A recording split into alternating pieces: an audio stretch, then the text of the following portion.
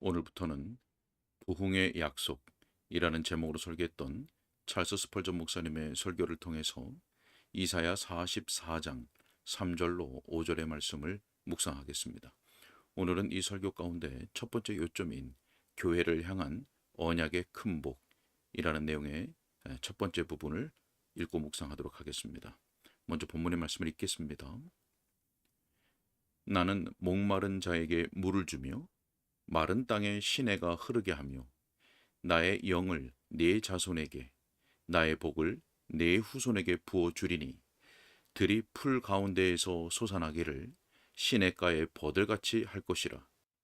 한 사람은 이르기를 나는 여호와께 속하였다 할 것이며 또 한 사람은 야곱의 이름으로 자기를 부를 것이며 또 다른 사람은 자기가 여호와께 속하였음을 그의 손으로 기록하고 이스라엘의 이름으로 존귀히 여김을 받으리라. 아멘. 설교 내용을 읽겠습니다. 자, 지금 이 순간 기독교회에는 신앙 부흥을 위한 열망이 널리 퍼져 있습니다. 어디든 그리스도인들이 모여 있는 곳에 가면 여러분은 그들이 현재의 상태에 대해 슬퍼하면서 서로에게 다음과 같이 말하는 것을 발견할 것입니다. 더 큰 은혜는 언제 임할까요? 우리가 그것을 얻을 수 있을까요? 우리가 이 불경건한 무리에게 감명을 줄 때가 언제일까요? 우리들의 기도의 집이 말씀을 듣고자 하는 청중으로 가득 찰 때가 언제일까요? 언제 주의 나라가 임할 것이며 그분의 오른팔이 모든 사람들의 눈에 나타나 보일 때가 언제일까요? 자, 저는 그런 질문을 들을 때 기쁩니다. 예수님의 나라와 그분의 목적에 대해 그리고 멸망하는 사람들에 대해 관심이 증대되고 있다는 징후들을 발견할 때마다 제 영혼은 주님을 송축합니다. 이는 더 나은 시대를 위한 징조입니다. 시온은 진통하는 즉시 그 아들을 순산하였도다. 마음을 살피고 말할 수 없는 고민으로 탄식하고 많은 기도가 있다는 것은 축복의 전조입니다. 그런 것들은 뽕나무 꼭대기에서 들려오는 소리, 곧 신자들로 하여금 승리의 희망을 갖도록 분발하는 소리입니다. 성도들 사이에서 이러한 추세가 지속되고 깊어지기를 바라며 마침내 그것이 죄인들 사이에서도 광범위하게 퍼지기를 바랍니다. 교회로서 우리는 하나님을 위하여 행해지는 이런 종류의 일에 언제나 기쁨을 느꼈습니다. 그리고 오랜 세월 동안 우리는 지속적인 은혜의 임재를 즐거워해왔습니다.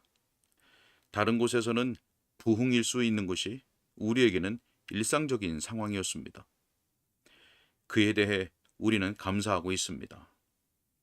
이 20년의 기간 동안 거의 아무런 부침 없이 하나님께서는 그분의 진리의 전파를 통하여 구원받은 영혼의 수가 지속적으로 늘게 하셨습니다. 그분께 영광을 돌립니다. 하지만 지금 우리는 그 이상의 진보에 참여하기를 간절히 바라고 있습니다. 우리는 더 큰 은총을 원합니다. 우리가 얻은 것이 줄어든 것이 아니라 오히려 우리의 욕구를 더욱 자극한 것입니다. 더 많은 회심자들을 얻기를 바랍니다. 예수님을 위해 더 많은 영혼들을 얻기를 바랍니다. 하나님께서 우리와 우리 동료 그리스도인들에게 하늘의 이슬을 7배나 풍성하게 내리셔서 지난 과거에 비해 미래가 더욱 영광스럽게 되기를 바랍니다.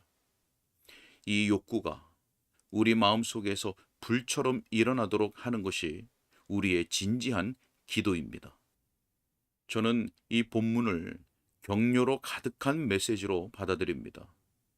이 본문을 통해 우리 모두는 희망으로 벅차고 기대감으로 흥분될 수 있을 것입니다.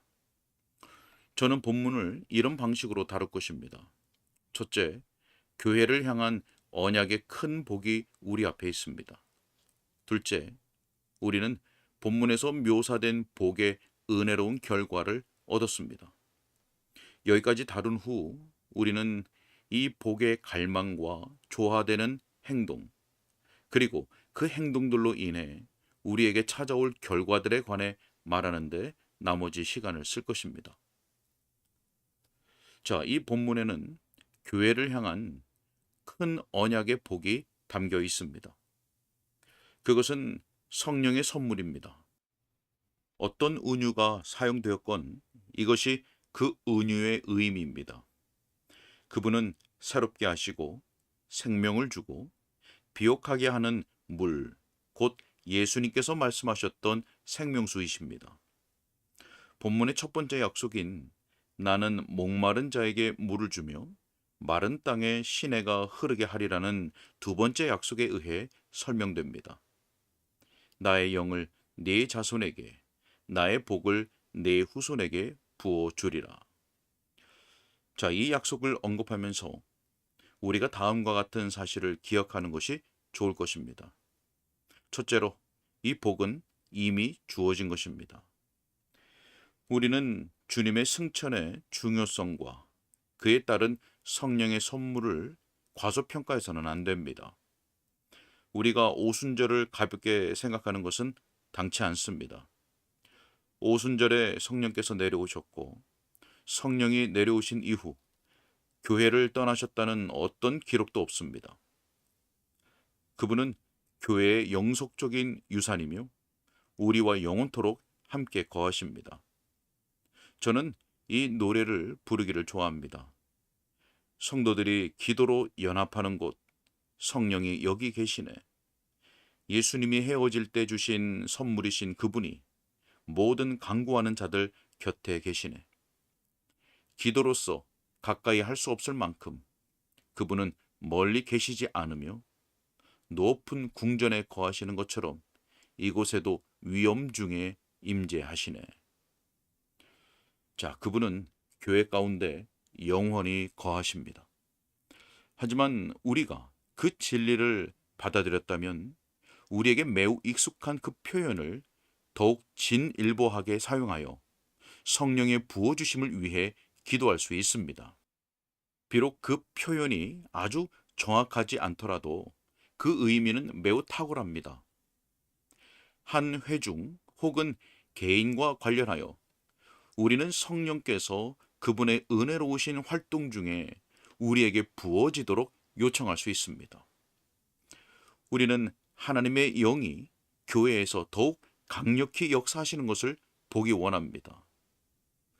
우리 각 사람은 성령의 영향력에 더욱 철저히 복종하기를 갈망하고 그분의 능력으로 더욱 충만해지기를 바라며 그리하여 믿음과 성령에서 충만하여지기를 바랍니다.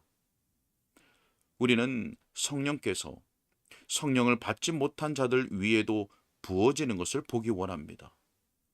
성령이 부어져서 죄 가운데 죽은 자들이 소생하게 되기를, 낙심한 자들이 위로를 얻고 무지한 자들이 깨우침을 얻으며 구원의 길을 찾는 자들이 우리의 유일한 평화이신 그분을 발견하게 되기를 원합니다.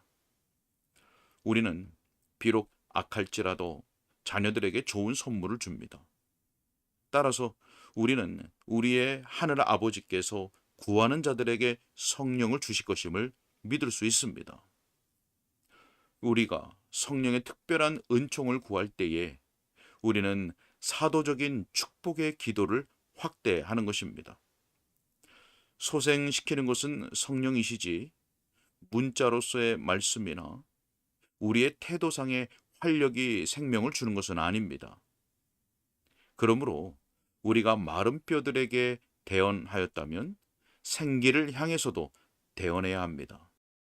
하나님의 숨결이 임하지 않으면 마른 뼈들이 결코 살 수 없을 것이기 때문입니다. 사랑하는 이여, 성령에 대한 큰 언약의 복이 본문에서 약속의 주제임을 주목하십시오. 나는 목마른 자에게 물을 주며 마른 땅에 시내가 흐르게 하며 나의 영을 내 자손에게, 나의 복을 내 후손에게 부어 주리라. 자, 우리는 주님에 의해 약속된 복들을 받을 것임을 언제나 확신할 수 있습니다. 정직하게 행하는 자에게 좋은 것을 아끼지 아니하실 것이라는 포괄적인 약속은 큰 위로가 됩니다. 그 포괄적인 약속 아래에서 우리는 약속의 특별한 언급이 없는 일들을 위해서도 많은 호의를 구하도록 격려를 받습니다.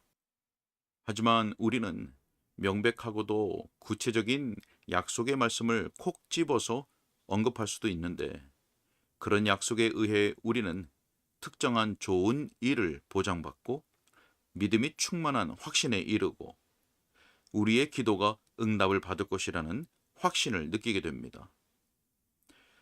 당신께서 내가 나의 영을 내 자손에게 부어 주리라고 말씀하셨습니다. 그러므로 오 주여, 이 말씀으로써 당신께서 당신의 종에게 소망을 갖도록 하셨으니 이 말씀을 당신의 종에게 이루소서. 자, 여러분은 그 일을 위하여 하나님의 말씀을 가졌습니다. 그 말씀을 구체적으로 언급하며 무릎으로 주님께 그분이 하신 말씀대로 행하시도록 간구하십시오. 그분은 거짓말을 하실 수 없습니다. 그분은 자신의 말씀을 결코 철회하지 않으실 것입니다. 그분이 말씀하셨으면 그분이 행하시지 않겠습니까? 자, 그분이 자발적으로 약속하셨으니 그분이 틀림없이 이행하실 것입니다. 모든 약속 위에 예수 그리스도의 피는 인장을 찍어 영원히 예와 아멘이 되게 만듭니다. 그분을 검증해 보십시오. 여러분은 그분이 신실하신 분임을 발견할 것입니다. 하나님의 약속은 진리의 정수, 확실성의 요체, 성실성의 표현, 복의 근거입니다. 그 약속이 얼마나 바르고 고귀한지요. 그 언어는 얼마나 고상하고 확신에 가득한지요. 나는 목마른 자에게 물을 주리라. 하나님께서 내가 하리라고 말씀하시는 것이 좋습니다. 우리는 무언가를 과감하게 선언할 때에 할 수 있다면 내가 할 것입니다 라고 말할 수 있습니다. 하지만 하나님의 능력에는 한계가 없습니다. 이렇게 말하는 것이 우리의 지혜입니다. 나는 내가 바라는 대로 할 수 있기를 소망합니다. 자, 하지만 전능자에게는 불가능이 없습니다. 하나님께로부터 성령이 이슬처럼 사람들 위에 내립니다. 사람을 기다리지 않고 사람들 때문에 지체하지도 않습니다. 소나기를 내리실 때 하나님께서는 지상의 권력자들에게 동의를 구하지 않으며 오직 당신의 뜻대로 그 복된 빗방울들을 떨어뜨리십니다. 봄의 계절이 올 때 하나님은 인간에게 시내에서 얼음을 치워달라거나 언덕에서 눈을 혹은 공기 중에서 습기를 걷어달라고 요청하지 않으십니다. 그분은 씨앗에 싹이 트게 하고 줄기가 자라도록 하며 잠자던 꽃들이 그 사랑스러운 눈을 떠서 온 사방을 향해 미소를 짓게 하는 일에 인간의 어떤 도움도 요청하지 않으십니다. 그분이 그 모든 일을 하십니다. 그분의 신비한 영향력, 곧 신비한 만큼이나 전능한 그 힘이 발휘되면 그 일이 완수됩니다. 하나님께 영광을 돌립니다. 자, 여기 전능자의 약속의 말씀이 있습니다. 우리가 그 말씀에 근거하여 호소할 때 그런 일이 가능할까요? 라는 식의 질문에 낙심할 필요가 없습니다. 성령의 숨결이 임하면 마른 뼈들이 살아날 수 있다는 것을 우리는 압니다.